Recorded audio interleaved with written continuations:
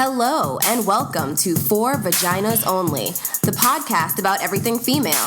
I'm your host, Dr. Celestine, bringing you important information about understanding your health and body in the way you wish your doctor would actually explain it.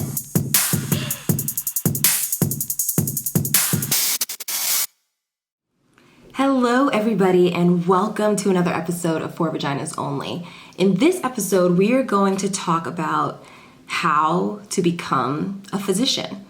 More specifically, how to become an OBGYN physician, since that's what I'm most familiar with. But in general, how to become a doctor. I get this question all the time. A lot of different patients ask me, young girls ask me, friends of friends ask me, what did I do? How did I get here? So we're going to talk about it all in this episode. All right, so welcome to another episode of For Vaginas Only. I am your host, Dr. Celestine. And as usual, this podcast is just a very straightforward account of everything that's happened. No sugarcoating. It's about medical information, not to give you any medical advice. I always recommend that you talk to your own doctor for that. But today we're not really talking about anything that has to do with a medical condition. We're talking just about how to become a doctor, how to become an OBGYN. If this has been your dream, if this is something that you're even considering, then take a listen to this episode and you'll kind of see my process through it, as well as things that you have to complete regardless of who you are to get to where I am today. So, when did I decide to become a doctor? If you ask anybody in my family, they'll probably tell you that I decided to be a doctor from the time that I was like 5 years old, 6 years old. I was going around telling people I was going to be a doctor. My mom growing up, my mom is a registered nurse, so she's an RN. And she'd always kind of instilled with me as a child that, being a doctor would be a great career, being in healthcare would be a great career. So even from a young age, it was on my mind. So I would say that my mom was a big influence on that, seeing kind of how she took care of people and looking at her field. And, she had a lot of friends, obviously, that were nurses. So being around them growing up, I had always knew I just wanted to be in healthcare. I didn't know at all what kind of doctor I wanted to be. Not at all. I knew I wanted to do something with my hands because I was very into fixing things and putting things back together, taking them apart. So I knew I wanted to do some type of surgical aspect. But that can cross over in many different fields. So I wasn't sure in the beginning. So why I decided, a lot of it, obviously from her influence, but then also being in healthcare has a smidgen of job security, which these days in COVID-19, I'm not sure if any job is secure, but that was also part of my deciding factor. Growing up, I'd always loved singing, so I kind of toyed with the fact of being a pop star, but not many people make it in that, and I guess I wasn't strong-willed enough, I guess, to pursue that career. So the job security that came with healthcare was something that interested me. Also, my personal experiences as life went on. So I remember at one point in time, I saw a male gynecologist. I was in high school, I think, and I just had a horrible experience. He really scared me, and he told me things that now I realize as an obstetrician and gynecologist myself that weren't really true. And I'm not saying anything bad about male gynecologists. I just knew that I could do it better. I could be a better gynecologist, whether it's a female or male, doesn't matter. I have a lot of male GYN friends that I think are awesome. But that was just my personal experience. I went in that office and I just thought, young girls should not be scared like this. There has to be a way to do it better. And that's kind of how I started off, kind of thinking that OBGYN was where I was going to end up.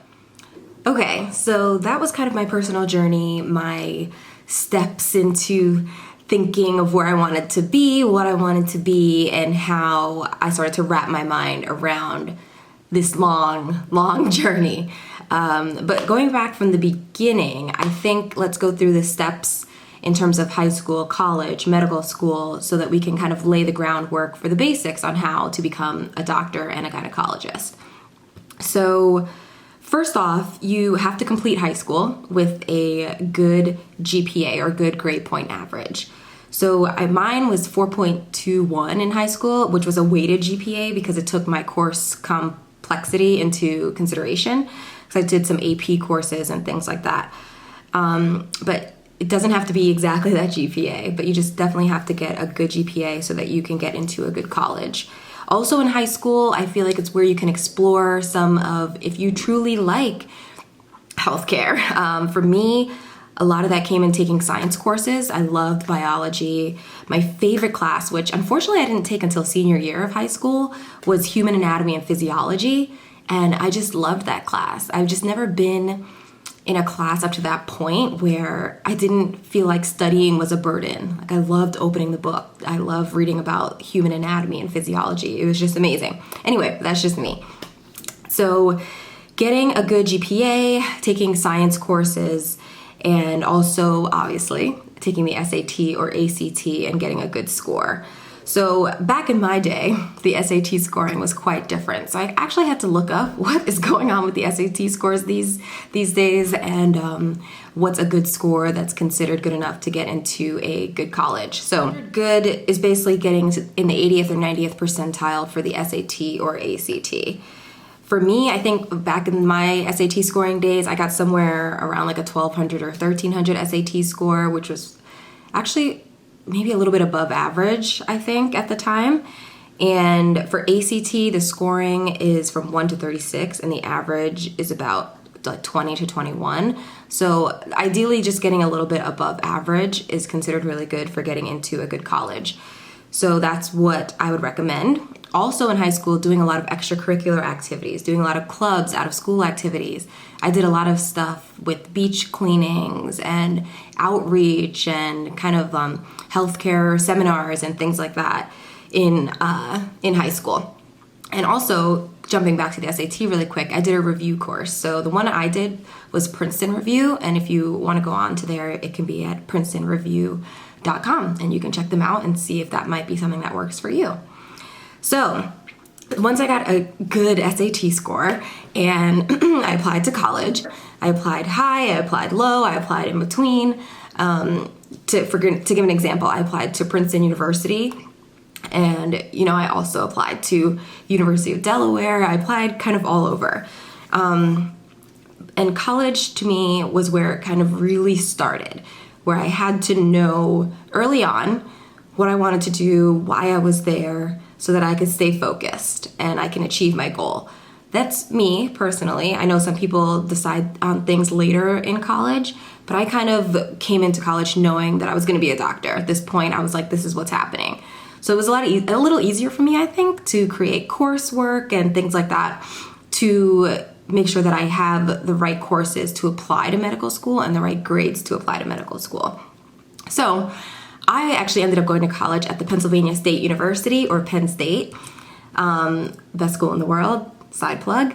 But the reason I chose it, I just loved the campus. I loved the community.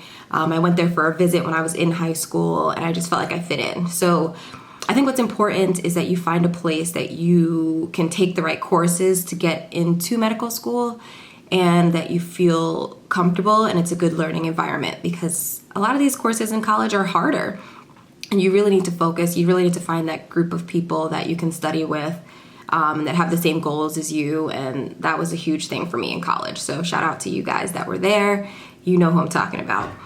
So college, like I said, is really kind of where it starts, where you build the framework.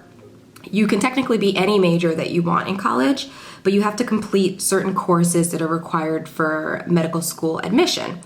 So I was a biology major, surprise, surprise. I loved biology in high school, so I continued that into college. And some other majors that I know of people that have gotten into medical school are psychology, mathematics, chemistry, even some just like Bachelor of Arts degrees I know have gotten into medical school. They just make sure that they add on the required science courses. So what I would recommend for you is looking into medical school and what they require for admission and application. There's a certain amount of science courses, a certain types of science courses that are needed. So I would look into that early on in college so that you know what it is that you need to complete. I also did research in college. I worked in a lab for I think like 2 or 3 years. I was actually looking at certain bacteria, but you can do any type of research that you want. And I felt like it kind of boosted my medical school application, committing to this research project for so many years during college.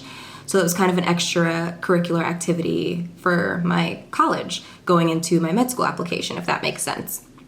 I also did a lot of community service in college. So I was part of the Student Medical Association in college. We had a lot of meetings. We did a lot of things around campus. And the thing that I loved about SNMA was the fact that it's a minority group. So in that group, it was a lot of minority students who were trying to be in the healthcare field. So it was great to connect with people that looked like me, that were on the same path as me. And I think that really helped propel not only the community that I had in college, but also, keep me focused on my goals, which was great. And I spent summers doing certain things in college that were some community outreach. So one summer I actually spent time at a food bank with another young woman, and we both created a medical fair that was put on that summer in New Jersey at the community food bank, which was awesome. It was a lot of work, but it turned out really great. We had a lot of patrons that came, and it was just a great experience. I also spent the summer in Chicago at one point with SMEP, which is now called the Summer Health Professions Education Program, so SHPEP. And what was great about that is it fosters also underrepresented students in healthcare professions. So when I did it, it was a small group of us, and we were in Chicago for almost all of the summer. It was literally one of the best summers of my life. So shout out to that program as well, and all of you guys that were there with me. I still have some lifelong friends from that program, and almost all of us are physicians now, which is crazy to think because we were just young, naive college students back then. In addition, for me personally, I was part of an honor society, Alpha Epsilon Delta, in college. I was also Miss Black Penn State for a year in college, where I went to part of the becoming Miss Black Penn State. You do some community outreach after winning the pageant. And what I did was I did some tutoring at the high school in State College, Pennsylvania. So that was pretty cool then too. And just doing different community service with different community service organizations. All in all, I did my research for years. Then I did a pageant, and I spent summers in Chicago. So I'm just saying you have to obviously boost or do things to boost your kind of resume in college to look good to medical schools, but have fun with it. College is a time to have fun. I'm saying all these things that I did, but it was over a 4-year time period, and I had the best time in college at the same time. So don't let just the college experience go to the wayside because you're so focused on medical school. It's not necessary. You can have fun with it too. Okay, now even though you're having all that fun, you still have to take the MCAT to get into medical school, which is a lot of studying. I think I did either Princeton Review or Kaplan Review for this as well. I ended up taking the MCAT twice because I didn't like my score the first time, but I got the same exact score the second time, so it wasn't really worth it in the end. But so the MCAT, actually it's the MCAT that changed its scoring. I'm not sure if the SAT has changed its scoring. I'll have to look at that again. But the MCAT has definitely changed its scoring from when I took it back in 2006. So it's a 7.5-hour exam. And back then the scoring was from 3 to 45, and average was around like 25. I think I did a little bit better than average, somewhere between like 27 and 30, if I'm thinking correctly. But now, since 2015, they've changed it where the scoring is from 472 to 528, and the average is a little bit greater than 500. So just like the SAT with the MCAT, you're really going to put yourself in the right position if you get a score that's a little bit above average and puts you in the higher percentile of students that have been taking it. So after you take the MCAT, you have to apply to medical school, which is expensive. It definitely costs something to apply to medical school. I don't know what the costs are anymore. That's something that you need to look up. It's usually done through an app or not, sorry, not an app. Ooh, hello 2020, I'm crazy. It's usually done through a website. The application is done through AMCAS, which can be found at aamc.org, and you can see the pricing there and exactly how the process works on that website. So you can apply to MD schools, you can apply to DO schools. I am an MD, so I actually only applied to MD schools at the time. But with DO, I have a lot of friends who are DOs, and the difference is really only that they are taught something different where they use their hands, like pressure points and things like that, in order to help treat patients, which I think is pretty cool, actually. One of my friends did it on me for my asthma, and I actually felt a little bit of a difference. So look up the difference between MD and DO and pick the one that you feel is right for you and how you would like to practice medicine. So that application happens in your junior year of college. And during that time, you also go on many different interviews at different medical schools, and they get to see how they feel about you, and you get to see how you feel about them, and then you use the AMCAS application to apply. Then hooray, you get into medical school. You usually find out before you graduate from college. So graduation, there's a lot to celebrate. I remember I found out around that time, and it was just really exciting because all of my years of hard work, all of my years of focus, we're finally coming to fruition. Something that I just, sometimes you see things that are going to happen, and you have other things that you're not so sure are going to happen. And when it happened, it was a big deal. So you get into medical school, more work. For me, medical school was a little hard because it was the first time where school was actually hard for me. And I don't mean that in a bragging sense. It was very hard, very difficult for me to actually adjust to the pace of medical school. You learn things very quickly, and you have to take a lot of exams. Not even just the big major exams, but you're taking exams after you finish each part of a course. And it's a lot of information squeezed into one little exam. And it was just hard for me at first to get up with the pace of medical school, but I caught on eventually. So an overview of medical school. The first 2 years are classroom work. So it's a lot of, just sitting down in a classroom, learning about different things, learning about the different specialties, and just the basic and how the body functions. And it's not really the point where you have to decide yet what it is that you want to do. The second 2 years of medical school, because medical school is 4 years long, the second 2 years are clinical. So that's where you spend time rotating through all the different specialties of medicine, and you kind of are starting to get a feel now for what specialty you have a connection to. Those are my two favorite years. So, and then really though, that's more so for, at least for my school, I went to West Virginia University School of Medicine. And in my school, the third year we rotated through every specialty, and the fourth year you kind of focus in. So you can go back and rotate with your specialty of choice again, or you can try out 2 different specialties if you feel like you're undecided. You can even do some elective work where you go to different schools and you try out, or you go to different offices and you spend time there training and working alongside different physicians just to get a better feel of what it is that you want to do. So going back to just exams.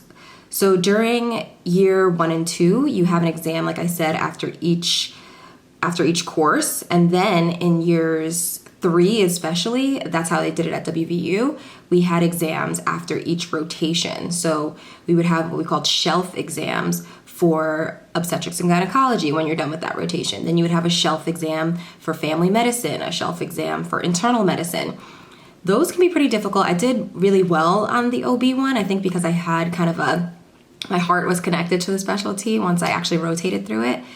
I met some really good people there, some of who I still talk to today, and I just kind of felt like I bonded with the patients and especially the young women.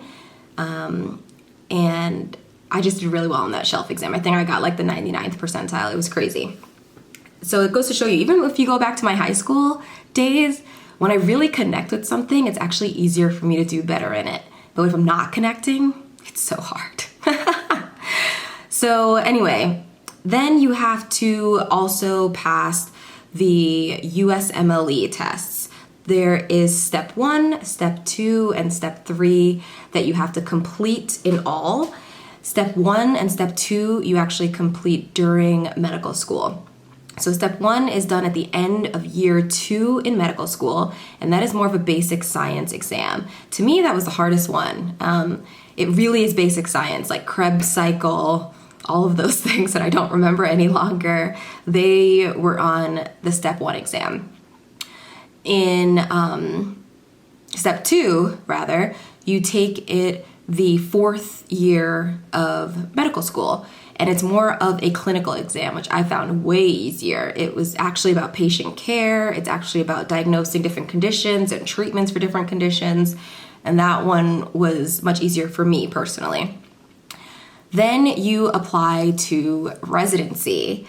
So when you're applying to residency, you have to create a rank list. This is also done on a website, and the rank list you create after you've kind of sent in your applications. The programs reach out to you that are interested, you interview with them, and then based on who you've actually had interviews with, you create an ordered list, 1 through whatever, in terms of where you would like to go. Number 1 is where you really want to go, 2 is your second best, 3 is your third best, so on and so forth. And that process is a little, you make your rank list, the schools make their rank list depending on who they saw that they liked, and then the program matches you. And it kind of goes in order of 1 to 1, and then if 1 is not there, then it goes to 2. It's a little complicated, but it's your match list versus their rank list versus your rank list, and then the computer system connects the 2 of you. Some people don't match, so that's something that can happen. And prior to graduating medical school, you have match day. So match day is a very exciting day for those who do match, and not so much obviously for those who didn't match. And if you didn't match, there's something called a scramble. And with that something called a scramble, if you didn't match, you can try to get into open positions that are in different residency programs that also didn't match a person. So that's kind of how match day is, and that's how you get into the specialty that you want to get into. Then you get to residency. Once you start residency, it's exciting because you're actually doing patient care. You're in charge sometimes of running a service. So for obstetrics and gynecology, obviously as a first year, you're not running the service, you're on a team. You do rotations between obstetrics, gynecology, and all the different other subspecialties during your residency time there, such as reproductive endocrinology and infertility, such as urogynecology, such as maternal fetal medicine. All of that you get exposure to during residency. And it's the first time you're actually getting paid for working. All of this time, all your friends have been working and you've just been in school, and now you're finally getting paid too. So that's exciting as well. And how many years of residency you do depends on your specialty. For OBGYN, it's a 4-year program. For anesthesia, it's also a 4-year program. But a lot of times you have to do a year. Part of that 4 years is doing a year in like general medicine or the ICU for anesthesia. General surgery is a 5-year program. Internal medicine and pediatrics are 3-year programs. So it depends on what your specialty is and how long you will be in residency for. Then after you complete your residency, you take a specialty board exam. So the tests aren't over, folks. So if you have a surgical component to your specialty, such as obstetrics and gynecology, such as general surgery, such as anesthesia, then you normally have to do sort of 2 board exams. One board exam is just a written test where you just sit down, like your regular form of taking a test, multiple choice, and the other one is an oral board where you have to sit down in front of a group of people. They ask you questions and you answer back. I just took the board exam in December of 2018. For OBGYN, right now, you have to take it within 5 years of graduating residency, but I did it after like 2 years out. So I just kind of wanted to get it over with. And sometimes in residency, people take step 3 of the USMLE. Remember I said for step 1 and step 2, you take in medical school. I actually took step 3 prior to going into residency, and step 3 has 2 parts to it. That one wasn't as hard. I think step 1 is the hardest exam that I've ever taken.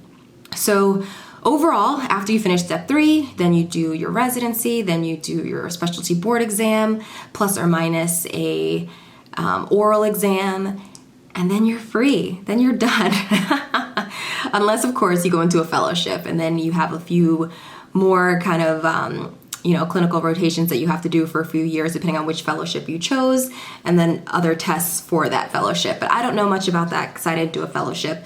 So on this podcast episode of talking just about how to become a doctor and then how to specifically become an OBGYN, I hope you learned a little bit. I hope you kind of see how I went through it and realized that I'm definitely not perfect. And if I can do it, you guys can do it too. Trust me. I didn't get super amazing test scores at any point really, aside from my OBGYN shelf exam. And I got here through a lot of perseverance. I'm not saying it's easy. I go through it step by step here, but it was hard. There were tears shed. There were multiple times where I was like, I quit. But I stuck it out. I have really good friends, really good family support, which I think is really important to make it through because it's tough, and having that support to hold you up in the times where you feel down are important. So that is how you become a doctor, and I hope you guys enjoyed it. And if you have any questions, feel free to DM me on 4vaginas at 4vaginas only on Instagram, and I will talk to you a little bit more about it there. And I'll catch you guys soon in the next episode. Bye.